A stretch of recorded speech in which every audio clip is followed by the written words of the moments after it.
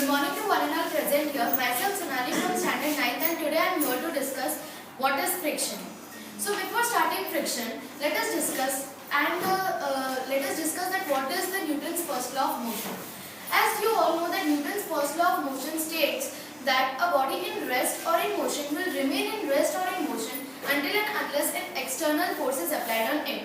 So according to Newton's law, let us take an object that is duster. If I push this object, then it displaces. But why, according to Newton's law, it should be slide, but why it stops after some times? Because there is a force which acts opposite in this direction. The force is frictional force. Now what is friction? Frictional force. The force which tends or tries to oppose the moving object is known as frictional force. Now, in our day-to-day life, we have many advantages and disadvantages of friction. Some of we will discuss and some of we will discuss in detail later on. So first, advantages. As I have said that friction acts opposite in the direction. So because of friction we can walk. Because of friction we can write. As there is no friction, then every time our pen would slip from the paper. And every time we attempt to walk, then we can slip without friction. So and it has disadvantages like the wear and tear of the soles. This is the main disadvantages of friction. Now our next topic will be the nature of friction. We should know that what is the nature of friction, how it acts, and etc.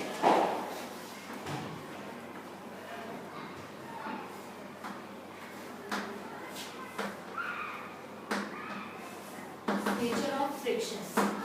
Before starting this, I must say that friction acts tangential and in the opposite direction to the relative motion of the object.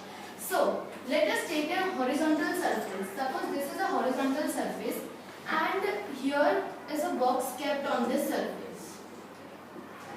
Now, if I apply a force F in the direction here, then as per the definition, the frictional force will be opposite to this direction, means frictional force will act in this direction, F.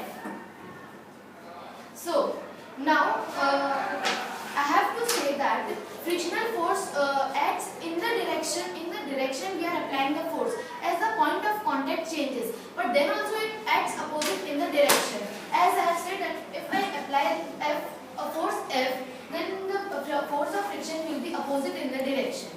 So everyone got it that what is the nature of friction? It acts tangential and in the opposite to the relative motion of the object. Now, our next topic will be causes of friction. As you all know that there are some causes and reasons behind every force or everything, anything it can be. So we will learn the causes of friction. Causes of friction. Now, the main cause for friction is smoothing the surface. As you all can see that if we will see this table, then it appears to be very smooth. So we will feel that the friction will be less because smoothing the surface reduces the friction. But if we see this table with a strong microscope, then we can see some hills and valleys like this. Actually, these are named as hills and valleys, but there are some irregularities. So, by this we can conclude that smoothing the surface reduces the friction. For example, if we pour the water on the surface, then we would slip because by pouring the water on the surface fills these irregularities, and because of this friction becomes very less. Everyone understood that what is the main cause? What is the main cause? Unevenness of the surface. Roughness of the surface or irregularities of the surface. Now, we have studied friction. So, there are some kinds. So, friction is divided into three types. It is of three types.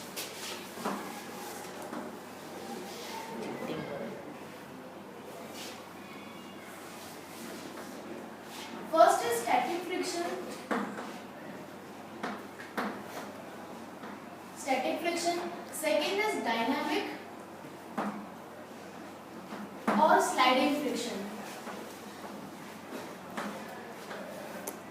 These both are same, only the names are different. And and the third is rolling friction. Okay. Now first we will discuss up with static friction. Suppose I kept a body, let us take duster, I kept a body on this table. So if I give an external force like this, then this body slides some distance and stops after some time. So the force exerted by the surface, that is the table, to this object is known as static frictional force. Now everyone understood that what is static frictional force?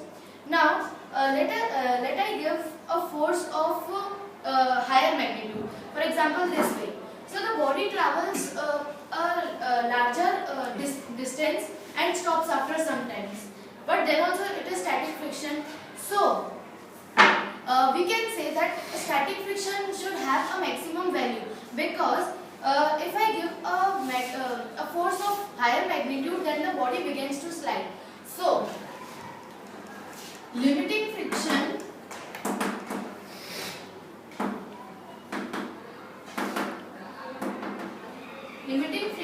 is the maximum value of static friction.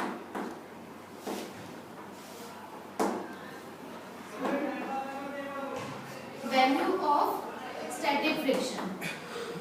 As beyond this limiting friction, the body begins to slide. Everyone understood? Now we will move on to sliding friction. For example, I push this table on a smooth surface. Then this table begins to slide. So it is easy that the force exerted by the surface to the table, that is the object, is known as sliding frictional force. Understood? Now rolling friction. We will take one example of rolling friction. Suppose we take a suitcase which have wheels on its lower side. Everyone has seen suitcase. So if I push that suitcase, then it begins to roll by the wheels. But actually the wheels doesn't rub against each other, because the point of contact between the wheels and the surface is changing. But then also friction acts in the opposite direction. So this is when the suitcase moves, the force exerted by the surface to the wheels of that suitcase, they are this is called rolling frictional force. Everyone understood these three forces? They are the kinds of friction, means they are types of friction. Now next topic will be coefficient of friction.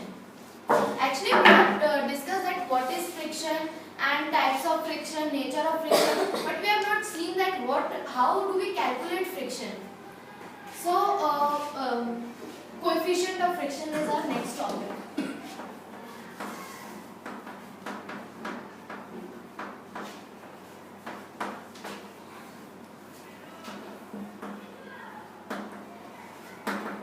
Now, frictional force Fs has the maximum value Fs maximum. As I have said, force of friction of static friction has a maximum value. This, as I have said, that limiting friction is the maximum value of static friction. So, frictional force of static friction has a maximum value this, and it is given by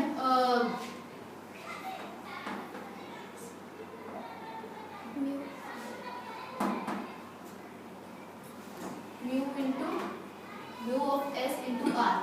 Now, in this mu is the coefficient of friction. Okay, this is the coefficient of friction in this case, and R is the normal force between the object and the surface. R is the normal force.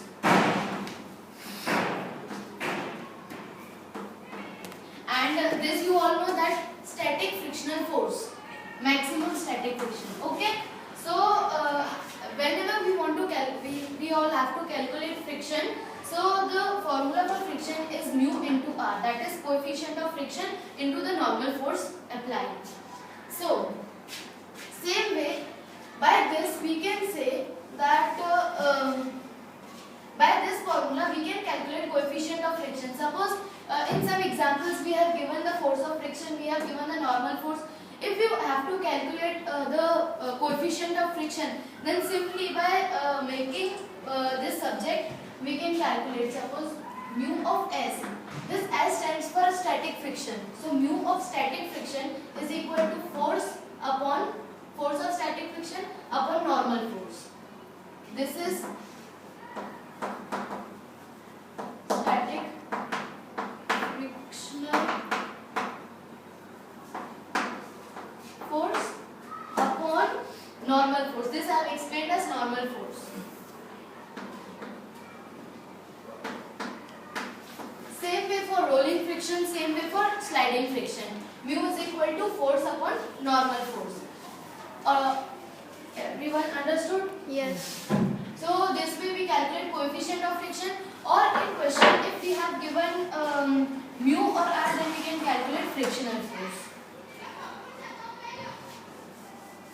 Now our last topic will be of angle of repose. Last topic, angle of repose. Angle made between. Now everyone look here. Assume that this is an inclined plane and here is a box kept. So anyone knows that where will be the normal force? In the upward direction. Okay, so this will be the normal force. Balancing this, here will be W cos theta. According to the trigonometric functions, here lies W cos theta. Okay.